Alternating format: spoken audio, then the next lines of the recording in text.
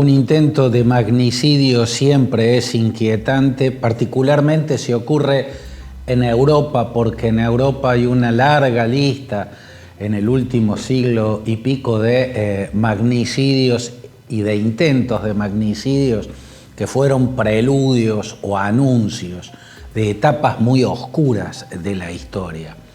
El magnicidio ocurrido en Sarajevo en 1914, cuando un joven ultranacionalista serbio, Gavrilo Princip, disparó y asesinó al archiduque Francisco Fernando y a la archiduquesa Sofía, los herederos del trono austrohúngaro. Lo que vino a renglón seguido fue nada menos que la Primera Guerra Mundial. En 1918 fue masacrada la familia real de Rusia, los Romanov. En Ekaterimburgo ocurrió ese asesinato colectivo, y lo que estaba anunciando la masacre de Ekaterimburgo es el advenimiento de un totalitarismo monstruoso, el totalitarismo soviético. Hay muchos otros crímenes que anunciaron el comienzo de etapas muy negras. El asesinato de Giacomo Matteotti en 1924. Matteotti era el líder de la oposición democrática al ascendente fascismo que lideraba Benito Mussolini en Italia. El asesinato de Giacomo Matteotti, bueno, fue el comienzo de la construcción de la dictadura fascista en Italia. Bueno, el asesinato de Lambrakis.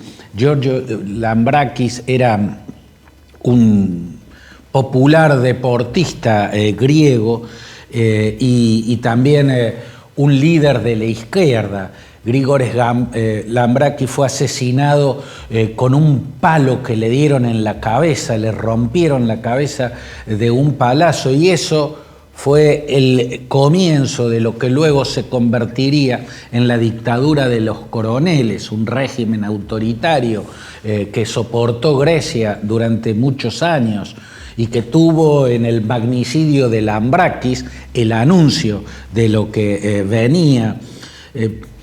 Por cierto, no todos los magnicidios e intentos de magnicidios fueron el comienzo de etapas muy negras. No sé, el intento de asesinato de Charles de Gaulle que perpetraron miembros de la OAS, la llamada Organización del Ejército Secreto, militares ultraderechistas que despreciaban a de Gaulle por haberle concedido la independencia a Argelia. Ellos querían seguir luchando en Argelia para mantenerla como colonia de Francia. Bueno, en 1962 atentaron contra Charles de Gaulle en Petit Clamart, una ciudad pequeña y cercana a París. No vino ninguna etapa negra después, tampoco tras el asesinato de Aldo Moro en 1978, ese ex primer ministro demócrata cristiano de Italia que fue asesinado por las Brigadas Rojas que lideraba Renato Curcio. Bueno, aquel magnicidio no fue el comienzo de una era totalitaria, tampoco el magnicidio de Olof Palme, el líder socialdemócrata de Suecia, que fue asesinado cuando salía de un teatro en Estocolmo en 1986. Bueno, no vino nada terrible por detrás, como tampoco por el intento de asesinar a José María Aznar sobre finales de la década del 90. La ETA perpetró aquel atentado que no logró su objetivo.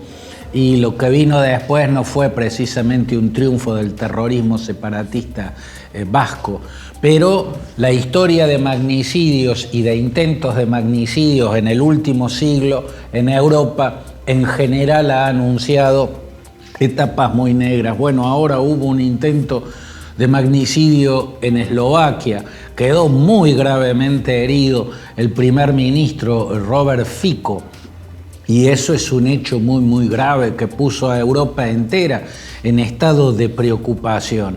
¿Quién es Robert Fico? el gobernante de Eslovaquia. Bueno, es un personaje político protagónico en la última década y media, diría. Él se incorporó al Partido Comunista que imperaba en Checoslovaquia durante la era soviética. Pocos años después, el comunismo cayó en la Unión Soviética y ocasionó la llamada Revolución de Terciopelo en Checoslovaquia, ¿no? Liderada por Václav Havel, un dramaturgo demócrata y liberal. Checoslovaquia se convierte en una democracia, pone fin al totalitarismo comunista, pero pocos años después se va a separar. Ese país que había creado un poeta y filósofo llamado Tomás de Masaryk tras la Primera Guerra Mundial, Checoslovaquia, se disolvió tras la caída del comunismo y se separaron, por un lado la República Checa con capital en Praga, por otro lado Eslovaquia con capital en Bratislava. Fico era de Eslovaquia. El Partido Comunista en Eslovaquia se transformó en un partido socialdemócrata de aspiración europeísta. Fico estuvo en la dirigencia proeuropea que hizo que Eslovaquia ingresara en la Unión Europea.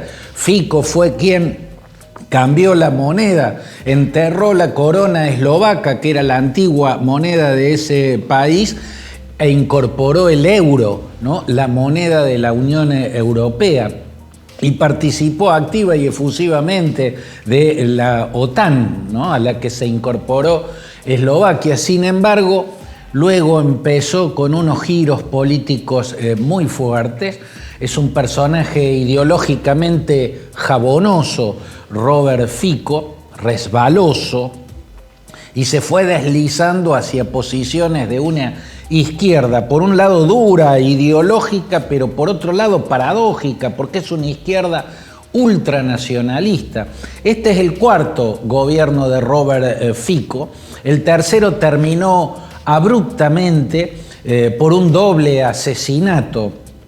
El asesinato de un periodista de investigación y de su novia. Ese periodista de investigación, Jan Cusack, estaba investigando y denunciando un presunto vínculo societario entre el gobierno de Fico y la mafia calabresa, la 'Ndrangheta, ¿no? Estaba en esa investigación y ya lo estaba haciendo público cuando fue asesinado. Eso determinó un escándalo que hizo caer el tercer gobierno de Robert Fico. Ahora ha vuelto ganando una elección en la cual su consigna era ni una bala más para Ucrania, ni una bala más para Ucrania.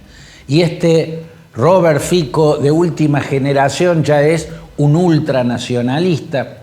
Se alió con la ultraderecha eslovaca, que es prorrusa, pro-Putin, que se siente hermanada e identificada con el ultranacionalista y ultraconservador que gobierna Hungría, Viktor Orbán.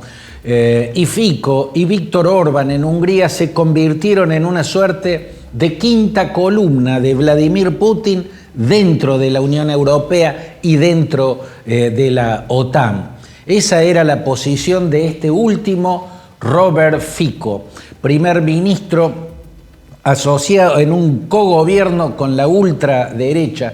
Su partido, Smer, inicialmente de perfil socialdemócrata, fue expulsado de la Unión de Partidos Socialdemócratas Europeos porque lo ven como un partido ya casi de extrema derecha, aunque se suponga de izquierda. El hecho es que el discurso de Fico, de su partido, Smer, que significa en eslovaco dirección, el nombre completo es Dirección Socialdemócrata, el discurso es el discurso agresivo de los ultraconservadores en los últimos tiempos.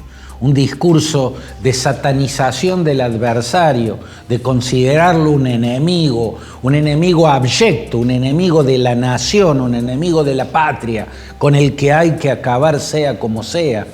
ese lenguaje agresivo es de los populismos de izquierda y de los populismos de derecha. Los antisistemas son populismos o de izquierda o de derecha. Bueno, en este caso, en Eslovaquia, el fuerte populismo de ultraderecha es inmensamente agresivo con la prensa, con todos los críticos y con los opositores. Esa retórica violenta, esa violencia verbal y gestual del gobierno en Eslovaquia también estaba siendo ejercida por la oposición y por la prensa, y en ese marco, en ese escenario infectado de odio político, se explica este atentado, cometido por otro ultranacionalista, tal vez en un momento de desequilibrio emocional, movido por odios propios, pero en un escenario en el cual la fiebre que enferma al país, a la nación, es una fiebre de odio político.